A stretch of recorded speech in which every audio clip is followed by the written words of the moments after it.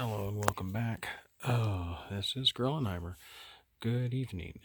I played two games right in a row, and the same team won both times. But it was, are these all we've won? Captain Wheeljack, Chromia, Special Ops, and Autobot Hound. And this was basically my deck up here. I actually realized I had turbo boosters, but I saw a lot of good cards battling back and forth that I never got to really use, like turbo boosters or even salvage for parts. A lot of the cards that I really got to use were these right here. Yes, I had swap parts in the mix, but I never really used it as an action card. I just helped use it for the white pip. I did use swap missions, and because we have Captain Wheeljack here, I was able to pull out the brainstorm both times at the beginning of the game. I was able to do, had enough cards to be able to pull off the 3 actions and actually draw to get the extra card. And this, I won't say is it was not a great team, but they won both times. Just ways to be able to draw cards. Um, you know, if you scrap a white pip card, draw 2 cards.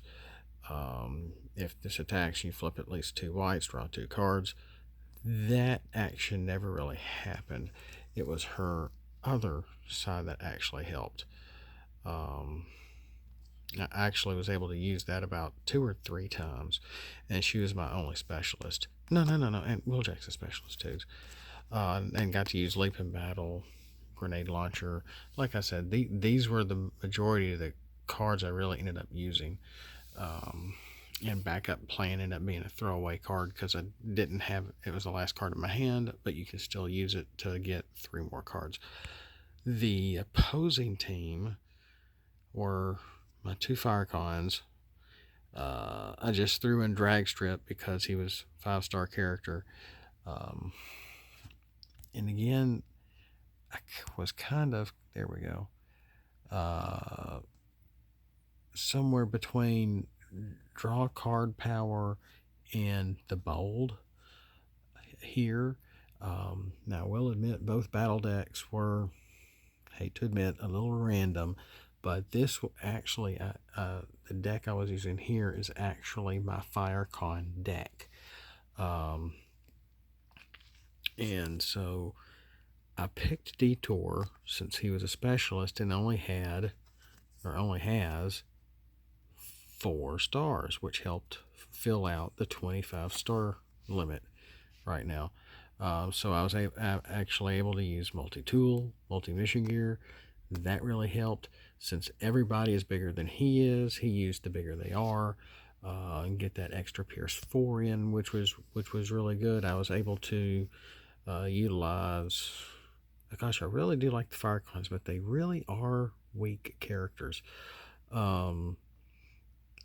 The first game, they got obliterated, and all 3 of these guys were still in play. None of them got fully knocked out.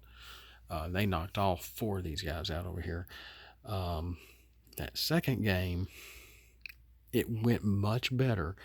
I did not change decks. I did not change characters. And it just...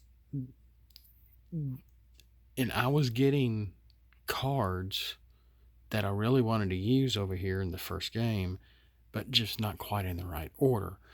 And I had actually some pretty good cards in here. Yet, and I didn't have enough bold cards, but I was able to pull this one off to be able to draw 2 more cards, which helped. Gosh, looks like his lights are on. And if you go down here, where you're able to see where a really bright light shine on my cards. That I do have bold cards for weapons and utilities for them. which helped me to be able to pull this off about twice. Drag strips ability never happened. Even though I've got to normally keep a fairly mixed deck in here. I don't pull a Joe and just have everything orange. And so it's almost like unfair to play him almost every time.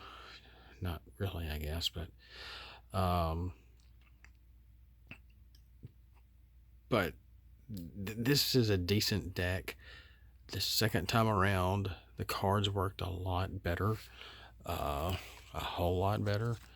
And again, then this was a really weird too. I thought these were both 50 card decks. This side had full loadout.